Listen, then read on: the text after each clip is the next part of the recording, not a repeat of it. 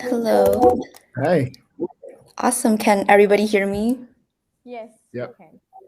Perfect. So, hi everyone. First off, thank you so much for joining us today. My name is Francis, and I'm the moderator for today's panel. We are really excited to be joined by two amazing speakers, Taylor and Ramya, for our Branding Why, How, and When panel. So, we will start off this session with like a 30-minute moderated discussion before we open the floor for Q&A. So, if anybody has any questions, feel free to type them into the chat function and I'll read them out later. So I know that our MCs already gave like a really great introduction of the both of you, but Taylor and Ramya, could you just tell us a bit more about like what you do right now? Ramya, you want to go first? Okay, sure. As they mentioned, I think you are right, Francis. I think the MCs was doing an awesome job. Thank you for having me here. It's an honor actually to be one of the streaming partner for the 48-hour Summit, Global Game Changer Summit. It's been amazing to have so many speakers on board, so many interesting sessions and so on. So by the way, I'm Ramya. I'm the CEO of ET Boost, Studio and Media House. I've been in this industry for the past 10 years.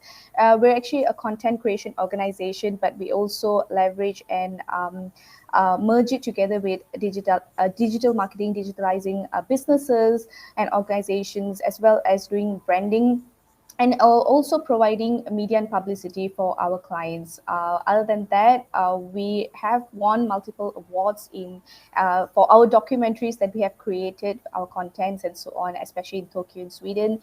And I'm currently doing my PhD in professional communication, where I'm researching more on the Gen Z generational cohort. Actually, yeah, that's a little bit about me. Cool. So I guess it's my turn. Yes. Hi, everybody. My name is Taylor Durham. I am the Director of Marketing and Digital Studios at Venture Lab at the University of Pennsylvania. So in my capacity, I oversee all the branding and marketing efforts for our startup programming at Penn. So we work a lot with students and alumni that want to build their ventures. And then my team comes in to help with their branding and marketing. So we help with content marketing, digital marketing, their logo design, web design, things along those lines.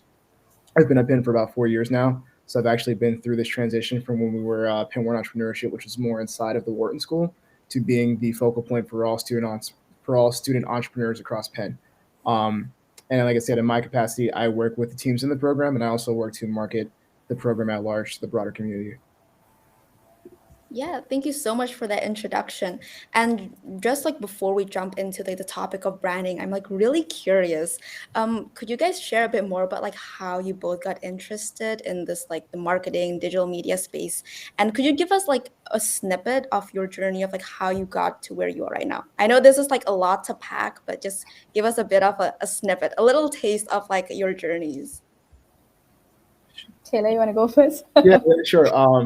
So believe it or not, I am an accidental marketer, and I'm going to run with that for the duration of this. My background is actually in documentary filmmaking. So I started out working on documentary films in my hometown of Pittsburgh. And I was working with this group called Stilltown Entertainment Project, which also taught local area high school students how to do marketing. I worked for the city of Pittsburgh, and actually, Penn is my 10th job that I've had. And I've kept track of this because I feel like it's the nature of a creative and somebody who's in marketing and branding, is that most of what I've done has been more so in line with hard content creation. And then I bounced around between different industries: government, private sector, education. So I ended up back in education at Penn, and my trajectory has been really zigzagged. But I feel like for most of those careers that I've had in the past, that's where I picked up all the different variety of skills that I have: graphic design, web design, uh, branding, advertising, anything I can think of under those big banner terms. That's where I picked up those skills. And then I came to Penn, and then I put all those to the test in trying to build out the center and the program to, and I think the proof of that is we went from maybe catering to 1,000 students at Penn when we were Penn Entrepreneurship to now we have about 3,000 students that we cater to. So I think it's comfortable to say, for bragging rights here, that 1 in every 6 students at Penn is probably involved in entrepreneurship to some degree. Yeah, I totally agree with Taylor. A lot of things becomes very accidental, especially when we come into marketing branding. So it was pretty much the same for me as well. I think when I started, I was 21. So I'm very, very blessed to have met the business incubator called ET Ideas. That's where I found my mentors, and they actually told me that, what is it that I'm passionate about? What is it that I want to do? I've always been passionate about the media industry, yes, but you don't see a niche in it. You don't see what is it that you really want to venture into. So but exploring different things by starting out with like hosting talk shows, and then eventually having an own production company, and then now moving into branding and marketing and so on. So it was a whole lot of different adventures, I would say. But the whole difference was whether I'm going to work in another industry or I'm going to be doing this by myself as an entrepreneur. So that was the bigger challenge for me in discovering that path. And I would say that I'm blessed to have this journey, and I'm pretty much very happy to be in this particular field. And today, a lot of my clients, there's this term that my client herself has told me, that you make like like a lot of people who are very ordinary into someone who's very extraordinary. Why I say that is because a lot of my clients to date over the years have majority of them have been published in media, newspapers, to online medias and so on. So when we actually counted, it was like 200 plus media. So I was like, wow, my clients are like literally celebrities out there. So, but it's pretty cool to see this journey coming along for all my clients. So very blessed with that. Yeah, no, thank you so much for sharing. And it just shows that there are so many like paths that you can take within like the digital media, like marketing spaces. And it looks like both of you are doing amazing things that are really helping bring impact, especially to your clients. So thank you for sharing that with us. So now that we're getting into actually talking about branding, since both of you work a lot with clients, could you tell us, like, when you're helping a client build their brand, what are the important factors that need to be taken into account so that they can create a brand that's unique and effective?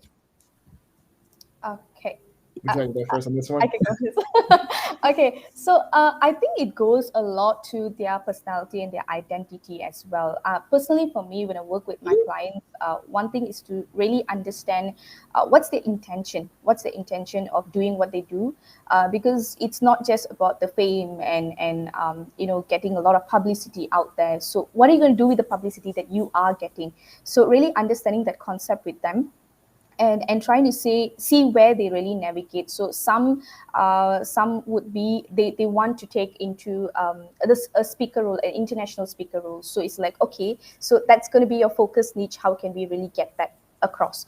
And some are artists, some are musicians, some are filmmakers. So they really have a total different approach.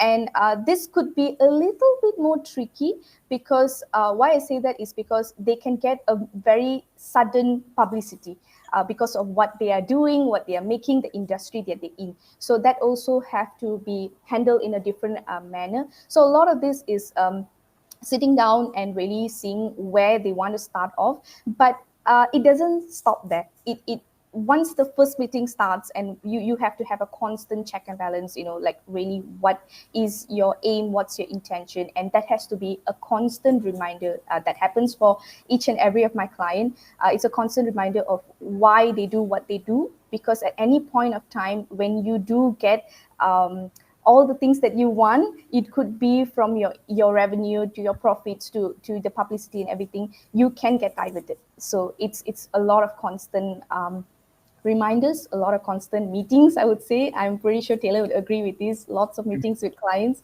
but eventually that gets them pretty much focused on their goal. Yeah, no, I totally agree with that. It's just part of our discussion with the teams when we talk to them is like, what is your story? What is it that you're trying to convey? Like, a lot of times I think people come into this mindset of their brand. It's just like, let's get a logo together, some colors, and then boom, we're good to go, right? That's our whole thing. And I'm like, no, it has to be deeper than that. Like, when you're thinking about branding, you're talking about a lot of different things. And I think the logo is really more so part of marketing, right? It's more so part of the association that you want to identify the business as. It's more of like, okay, I think of like, the Target bullseye, and I'm like, okay, if I see that bullseye on the building, I know it's Target, but that's not the brand itself. That's just more the identifier that goes along with the brand. I think branding comes down to emotion, to values, to attributes, to different markers within your community that you're trying to target. So like when I talk to students and alumni that are working on their branding, it's more like, what is your story? What is the journey that got you as the founder to come to this point to make this product, and you saw the need in the marketplace to actually have this product be created in the first place, right? So it's like you're creating this food concept for what purpose? You're creating this retail item for what purpose, right? Like clearly there's a ethos there behind that, and then part of that is, your personal brand, right? I tell this to students all the time.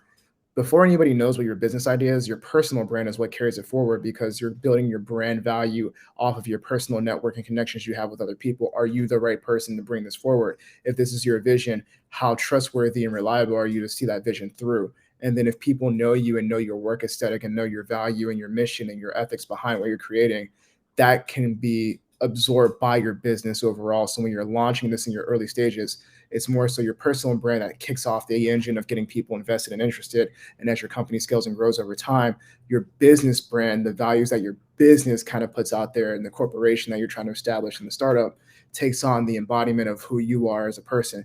It's why sometimes we say when people, got to be careful when you see CEOs that want to be more influencer than CEOs sometimes, because as things go south or go north, depending on how they go with the person, they clearly have the greater sway over the brand presence too. I'm going to use Elon as an example here, and everything we're seeing with Twitter right now, right? Like that's a primary example. Even Kanye West a little while ago with Gap and with Adidas, right? When you become the brand association, but you want the brand to be tied so much around who you are, you have to be mindful, because then if you do something negative in the public viewpoint, in the court of public opinion, it taints what you've worked for. So there is a little bit in terms of like understanding the brand, trying to reach your audience in that way, but also understanding that your brand can be a powerful motivator to get people to buy into what you're selling, but also that your brand can be a detractor depending on who is behind that brand. Yeah, actually, just to add on to Taylor, I totally agree with what you said. One thing that it's a constant reminder for them as well is that they don't have to be who they are not. Sometimes I think we all notice this, that when we see a lot of like in social media, and it could be their images, it could be their personality and so on. A lot of the people want to adapt to someone else, and at times that's just not who they are, and that's totally fine. So you have your weird side, your quirky side, and you can just be who you are, and you can build your brand and your personality based on that, and that's totally fine. So there's a lot of students listening to this, so I think that's a message to all of them as well.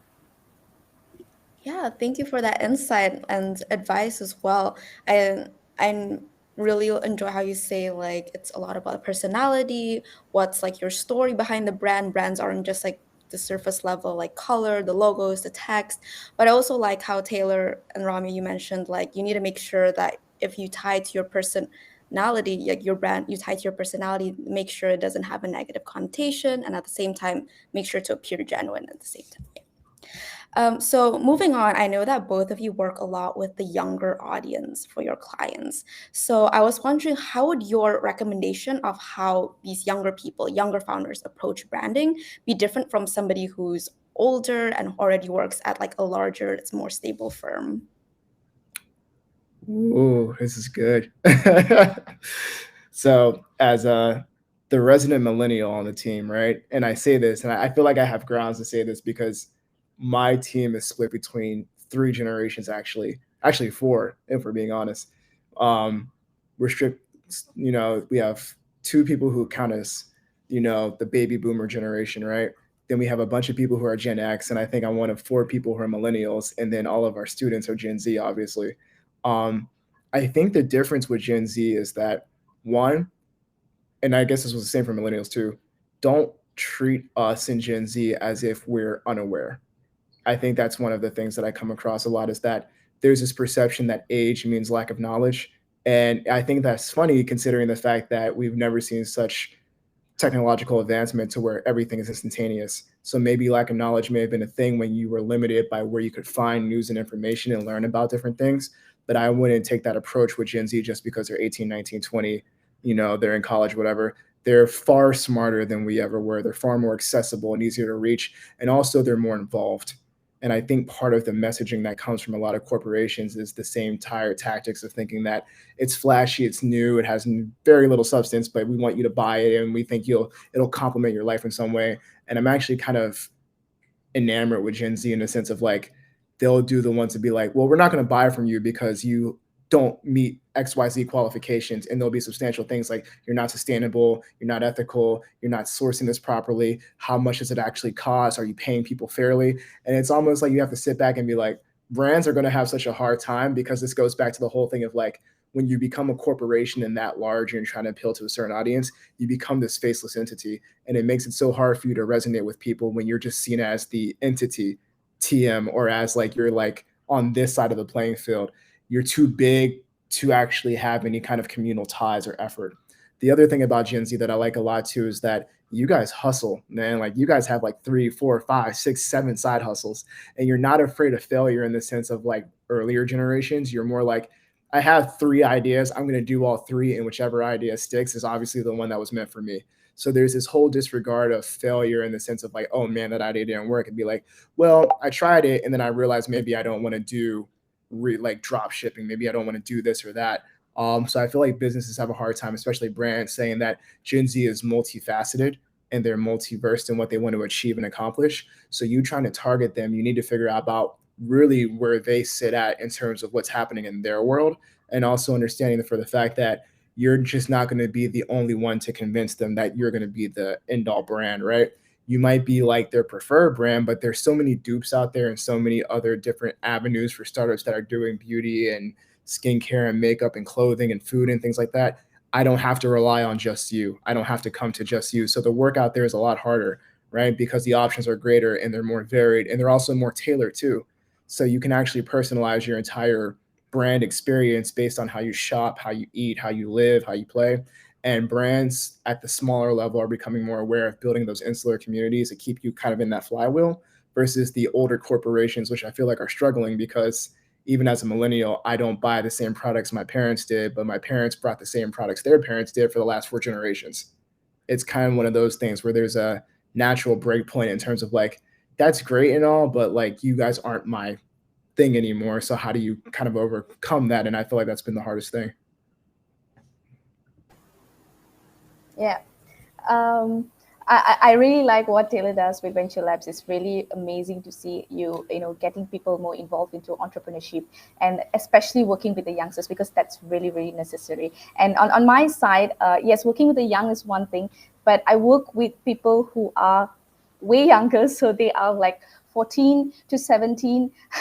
So that's like the group of people that I work with, getting them to really see what they're passionate in, what is it that they want to explore into, and eventually see what's their niche that they want to build in. And it's pretty interesting because true enough, they have different ideas, they have different things that they want to do, but like one thing that I noticed is because they're young, they just lack a little bit of experience. But that doesn't mean they're not smart. They are super smart.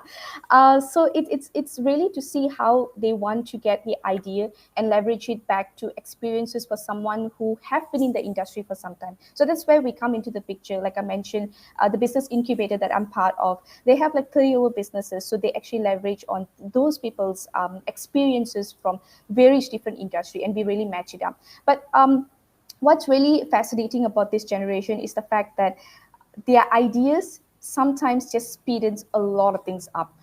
Because we come from, example, when we work with like Generation X and baby boomers, or even millennials, sometimes I would say I'm, compared to the Generation Z, I'm already very slow. So, but it's very nice to see the kinds of different methods, different softwares, the productivity level, they can come out sometimes as rude because they're very upfront, very direct. But when they actually say something, and we really need to listen to them to see what is the exact meaning that they're trying to convey. And when we really get there, we realize that they kind of like shorten the whole process. They simplify the thing, the whole method of like completing something. It could be even like I'm in the industry of like streaming process and so on. So sometimes that when especially this summit, right, it's 48 hours, and we are thinking like, how are we going to do this, because we have a studio and we do a lot of our production back in our studio, but it's like 48 hours summit. It's like, how are we going to do this, because literally people need to sleep, people need to eat, people, it's like a lot of things to be concerned about. So the suggestion that they came out with is like, why not we change our homes into studios? So it's like, whoa, okay, is this even possible? It's like, how are we going to do this?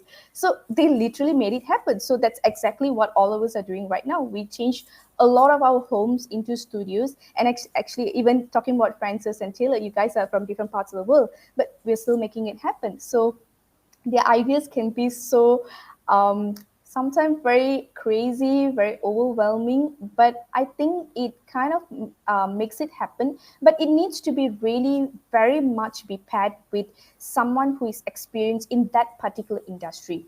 I think sometimes the Gen Z they look for people who are just anyone, and they look for experiences from anyone, and sometimes it's a mismatch.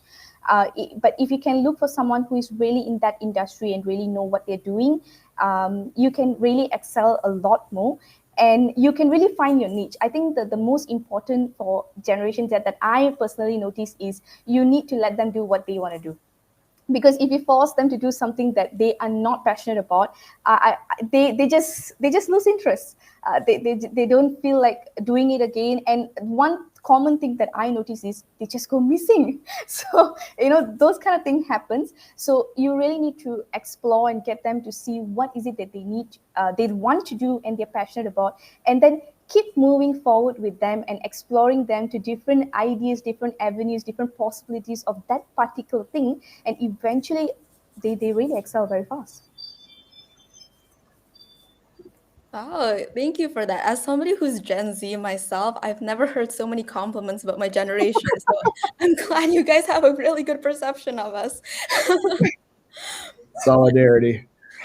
Yeah, amazing. Well, thank you for that.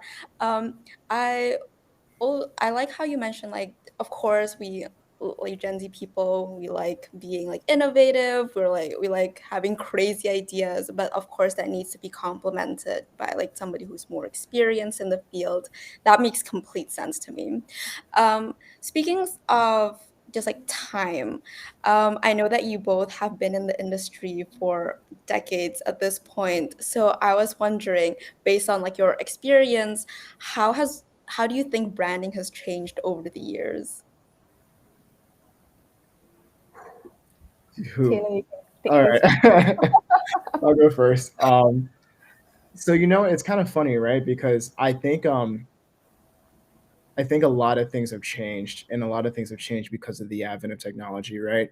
So branding, I think the best way I can break it down is probably experiences, right? There's a lot of experiential marketing that's happening and trying to cultivate this ecosystem of like making the consumer feel as if this is the product that's needed and or missing in their life. And I say that to say by experiences, for example, when I think of space, right, I completely think of NASA. I completely think of NASA, and maybe not NASA in the sense of like first man on the moon like my dad did, but maybe NASA probably coming post Challenger like my cousins did, and then NASA being very involved in school through things like the Magic School Bus, Bill Nye the Science Guy, when a lot of the 90s early childhood education was coming through like cartoon format on like PBS and other platforms, right? PBS, Noggin, Nick Jr., all that stuff. Um, One of the things that I kind of take away from this is that when you're talking about experiences, there's a lot of folks in your generation, mainly your generation, generally speaking, that look to have more experiences than have just buying and going and just kind of like going to the store and getting this, right? They want to feel more in tune with whatever is going to be in their ecosystem. They want to feel more aligned with what's ever going to happen within their environment. So I think about like, there's all these things about the rise of like more you guys are buying concert tickets, more if you guys are going to things like Coachella, big ticket things, because you're more invested in bucket list things happening. And I say that because the experiences that we're trying to cultivate and targeting Gen Z from a higher ed perspective, especially entrepreneurship, are really the be your own boss kind of thing again, right? It's more so the be your own boss, be your own person, bring your idea to life, fulfill your dream, and then kind of marketing that in a way to say like, anybody can be a founder, and all we want to do is give you the tools to see your vision realized, and all we want to do is just give you the resources to see your dream be fulfilled. And I think part of that is saying that regardless of where we might sit at in higher ed in terms of being an entrepreneurship center and really more so an academic research center, part of like cultivating these things with Gen Z and branding over the years is that each generation has different touchstones that kind of impact us. So for millennials, when we talk about branding, right, a lot of it now being in my 30s is kind of looping it back into nostalgia, which I feel is weird because if you would have told me 10 years ago that I'm going to be in the age bracket 10 years later, that nostalgia is going to come into play in the way they market to me, I would have just said, they'd be like, no, that's too young, right? And now I see a lot of what I grew up with in the 90s and my childhood making its way back into Gen Z pop culture aesthetics. And I'm kind of thinking like, wow, I'm really at that age in my life where it's like my childhood is now somebody else's like retro. And I'm like, oh, this is how my parents must have felt when I was coming up in the 90s watching their cartoons. um, but yeah, all that to say pretty much just that branding has changed so much, I feel like year by year, because we went from having just like radio, television out of house and like newspaper to having like social media and the internet and digital ad displays to now we're having like so many advents of social media of like native feed marketing and then like we're having expansive email marketing. There's so many different ways to target people, and I feel like the overall thing of branding isn't so much how loud you are in the room, it's more so are you connecting with the right people in the room in this whole audience, right? I don't need to talk to all of you, I just need to talk to a few of you. And I think that's what's changed about branding over the years is that you wanted to net everybody in and get as much of that market share as you could. And now it's more like I realize I can create a niche community that's always going to rely, that I can always rely on as being loyal customers and generating revenue rather than trying to scatter shot and hit everybody and hope for the best. Yeah. Taylor, I think you made both of us look a bit older, right, in this panel a bit. But looking at the changes of how branding has taken place, one thing I realize is maybe I'm speaking from Southeast Asia, that with all the different generation, one thing that all generation will have to take note is that technology is here. I mean, it's growing fast. It's about adaptability and so on. So some are pretty good, especially when it comes to baby boomers and Generation X. They're pretty good in adapting to technology, but some are still a little bit slow, so it takes them some time to adapt. And when the whole field is moving into accommodating to the Generation Z, because they are the purchasing factor, they are coming a lot more into the field, comparative to the previous generation. I think when it comes to purchasing behavior, they do it everything online. So the whole thing has changed to adapt more to Generation Z. I'm seeing that more and more these days. So if the rest of the generation is not able to adapt, it's kind of sad. It's kind of like they're going to be being left out a little bit on this whole thing. So many things that I also notice with regards to how the branding has changed is with regards to the cost behind that organization itself or the product and so on. Gen Z, I think, Francis, you can speak for this as well. I think you guys are very passionate about what the brand stands for, what the organization stands for, what's the cost behind it, what's the purpose behind it. Are we supporting something about climate change? Are we contributing back to something that makes a difference to this world? All that seems to be super important. It already started with the millennials, and it's just being a lot more extended to the Generation Z comparative to the previous generation. The previous generation is more like, is the price good? Does this product work? Is it as efficient as possible? But I realized that even if the price is much more expensive than other product, but if that product or that brand is supporting a cause that makes a difference, Gen Z actually don't mind purchasing it. So I've seen so many generations that have no they don't really care so much of price comparative to what the brand actually stands for. So I think that's a huge change there. And taking all these products and taking all these services online is another thing, because we are looking at a global world. Everybody's connecting with each other globally.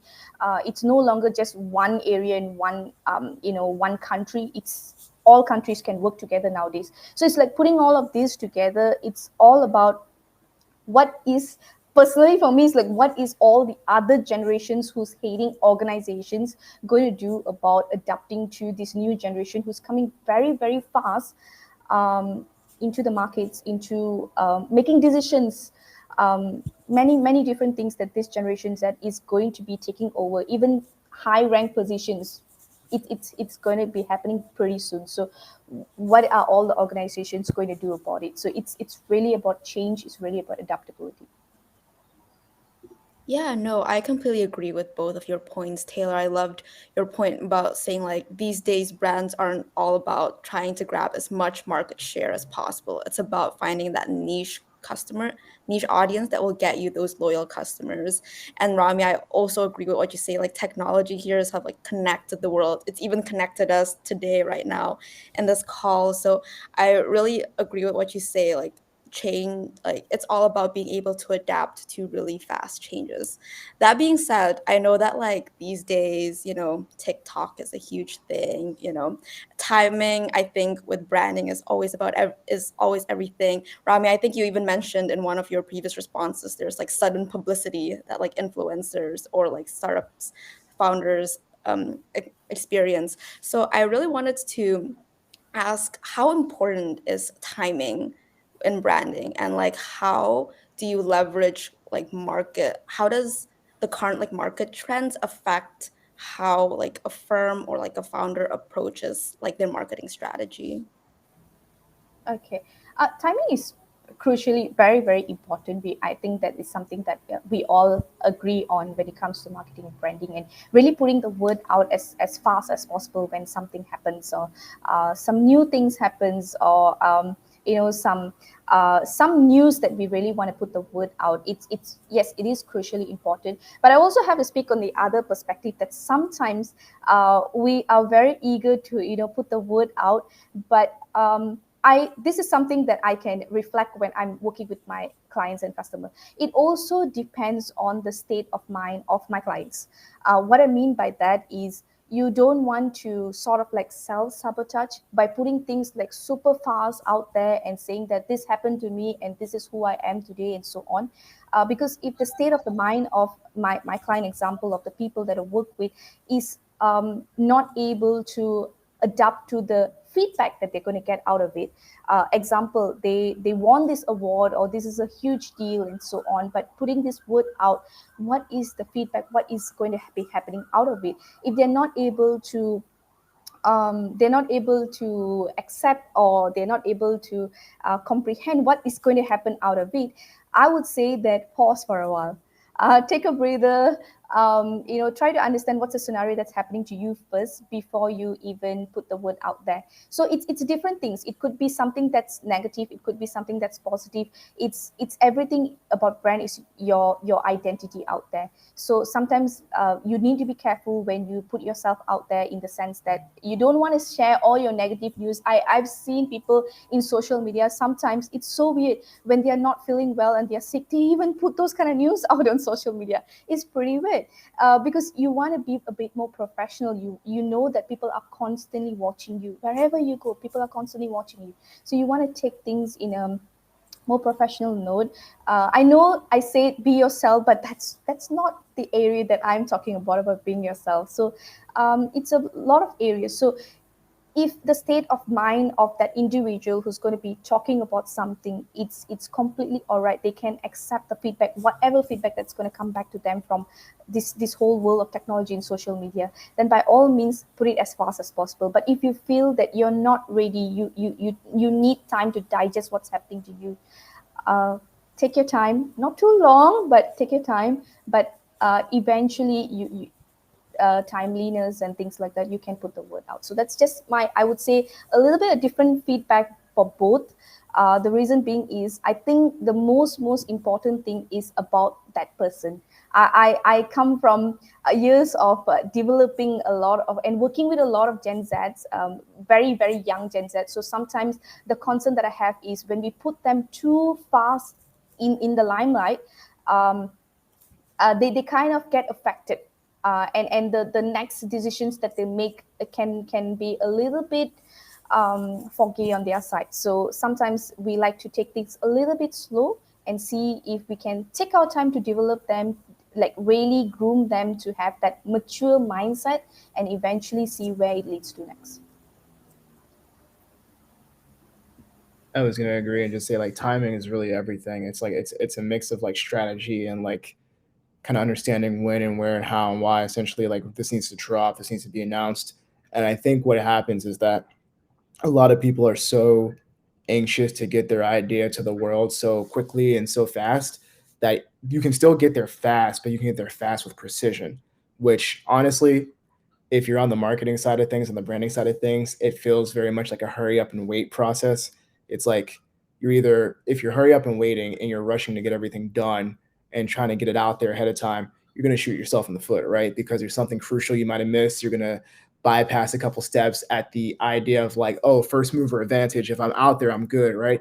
No, that's wrong, because here's the thing, you'll do that and then you'll miss something crucial in your messaging and your content or whatever, and you'll miss your audience by a mile and then some, right? The idea here is that what is perceived by your community as an instantaneous announcement or an announcement about this new company, this new product, this new service you're launching, whatever it might be, actually took months behind the scenes to plan up for that 5-minute announcement exchange or whatever is going to happen, right? It's like if you're going to strike, there has to be the side that you can only strike once. If you're going to strike once, strike hard, strike fast, and strike with accuracy. Because the thing about branding, especially in a crowded technology space, is that you really need to find a way to cut through the essential noise, right? And this brings me back to the story aspect that I started up on earlier, is that if your story and the narrative around your brand is compelling enough, combine that with the right strategy and the right timing, you cannot miss. You cannot miss. And I want to echo that again. It's like your story, and your story being an impactful one, combined with the strategy you have in place to get the word out through strategic distribution channels, strategic comms, and so on, and with the right timing in the sense of like when this announcement needs to be made that's imperative to cut through the marketplace, you will always hit your target and your goals. The other thing about branding too that I wanted to mention in terms of that and timing in that space is that branding, just for the record here, is not creating something overnight and then expecting people to follow you, to like you, to join your newsletter or whatever. I'm going to be really frank with you. I have like so many newsletters I'm on, and I made a subfolder in my Outlook for newsletters, and I flood all those newsletters to there. And when I read them, I do, but I'll get to them at some point, right? But there's a difference in all these different things that you do with branding. It's like you should be why I go to you as my first go thing for everything in my ecosystem, right? I could go get any phone, but I'm an iPhone user. Why am I an iPhone user? Because the iPhone, the hardware itself isn't that different than Android or anything else to me, right? But it's the experience that I get out of using Apple branded products. It's the brand environment that's created in terms of what the closed ecosystem is like, the interconnectivity, the operability. That's why I am an Apple user. That's why I'm an iPhone user, right? But also for a lot of the work that I do, that I work on, I'm talking to you guys on a MacBook Pro right now, right? I have an iPhone, I have an iPad. I'm fully entrenched in the ecosystem because I am that kind of user, right? I'm a power user in that sense. But you see how like it was a snail's pace thing for me where it's like, okay, I had a BlackBerry, now I have an iPhone. Well, I can't have a PC and an iPhone. It's not going to work for me. So I guess I'm a MacBook user now. So I guess I'm this now, right? And I think part of the branding, messaging, and the marketing and the tone is like, I'm telling you why I am the solution for your problem. I am telling you in this announcement right here why whatever problem you think you have, forget everybody else you're about to Google. I am the preferred like solution problem solver for you in this moment, and these are the reasons why you should choose me, right? And that all goes into your story, right? If we have a shared story and you're the founder and you have a shared story like I do coming up and you're trying to create something, and I'm like, you know what, I had this exact pain problem, let me hear what she has to say, let me hear what he has to say. And then you go through it and you're like, wow, all this sounds good on paper, how much does it cost this much? Wow, it's in my budget. Okay, keep going down and going down through it, right? And then you keep working people through these funnels, right? And you keep getting them into this flywheel, and then you're getting them into this loyalty loop of like, you know what? I found out about them. I read up on them. I like what other people had to say. I took a chance. I bought it. I can't live without it, right? It's how Amazon works, right? Amazon's whole branding model isn't so much the fact that like Amazon is this one-stop shop for everything you need, right? Amazon's biggest brand strength in its narrative and its whole strategy is the fact that other people like you have taken the time to comment on this product and leave so many reviews that those testimonials are powerful enough for you to go out and actually buy that product, whether it works for you or not. But because 9,000 people like this product versus something else in the same exact category that's like 300 reviews, you're going to buy the 9,000 one because 9,000 people can't be wrong, right? And even if it sucks for you, you're going to try it anyway, because again, 9,000 people can't be wrong. Part of their brand messaging is like, we make products and we sell open to everybody and we have all these different things. But in reality, it's like other people like you have already checked out this product and this service or whatever it is, and they agree with you that this is a problem and here's how it helped them with their problems. And somewhere in those testimonials, you're going to find somebody that has the exact same problem as you and be like, well, if it worked for them, it must work for me. Therefore, I'm going to buy into this. Yeah, no, thank you so much for sharing that, the both of you. I think, as you both mentioned, I agree that timeliness is everything, but at the same time, it's important that we do not rush and make sure that we go back to like our brand story, making sure it communicates what we want to communicate and that it actually relates to the audience that we're trying to reach. So we only have a couple of minutes left from this panel. I know time flies so fast. So I just wanted to end this with one last question for both of you. Do you have any advice for those who are interested in digital media or marketing, or those who are interested in starting their own startups?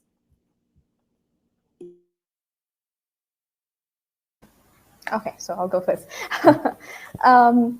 Okay, so for those who are interested, I think this is something that all of us will be doing in terms of branding and marketing and so on. Somehow, we do that not only for an organization, but for individual as well. But for those people who want to start up in this industry, I would say it's a lot of hard work.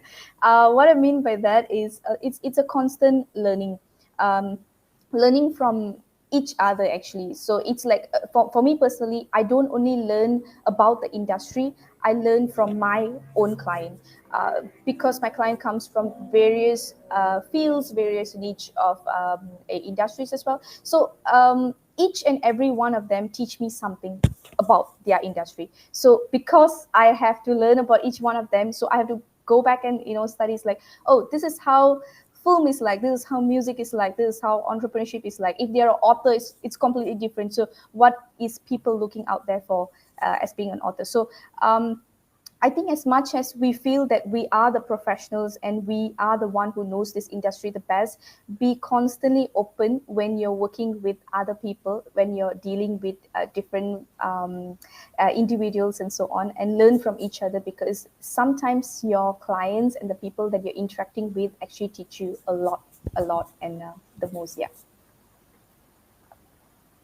I would say, one, to close this out, power to the creatives, because the creatives are the ones that are actually the game changers.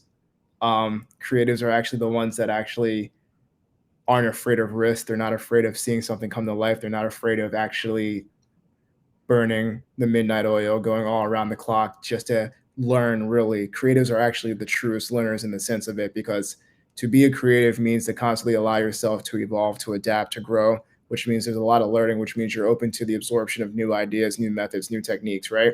But you're also savvy enough and just, I don't even know how to describe it, but you're just savvy enough to actually take everything you learn and somehow master it and make it into something that's truly reflective of you. And I think what we're seeing is that there's less of a business focus in terms of creating a startup. There's less of a, that's still very important. I don't want you guys to go away thinking that having business acumen is important to creating a company. What I want to say is that it's shifted from people in the boardroom ideating and thinking about what's the next best thing we need to create. And actually, we're seeing a creator marketplace and a creator environment where it's like somebody wakes up and makes an app. Now that's a great app. Somebody wakes up and makes, a new product line. They make a new this, a new that. And honestly, that's Gen Z really pushing forward with that. I think millennials started it to an extent, but you guys have really just said like, you know what?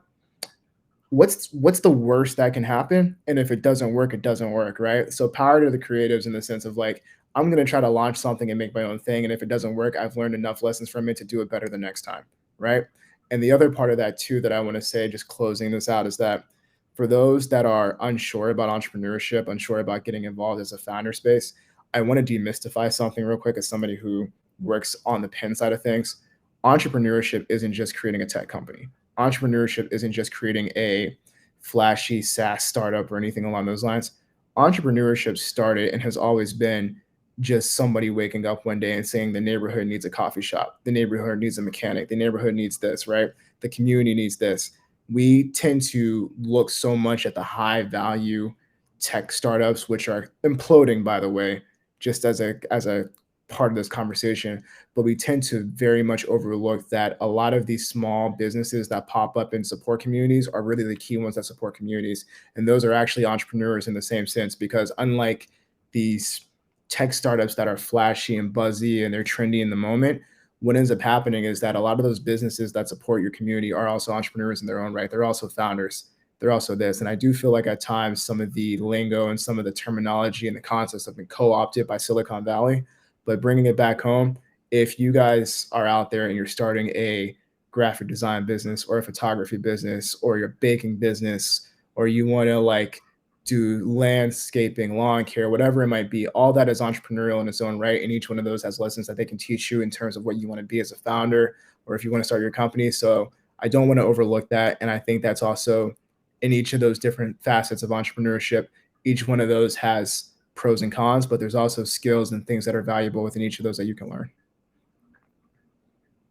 Yeah, no, incredible. Thank you so much for sharing your advices and all your insights. I think I personally learned so much from it, and I'm pretty sure everybody in the audience does as well. And so that brings us to the end of our panel. Again, thank you so much, Taylor and Romeo, for taking the time to speak with us today. And also thank you to all members of the audience. I hope this was an insightful discussion. And yeah, I'm going to pass it back off to the MCs. Thank you again so much, guys. Thank you for Thank everything. you.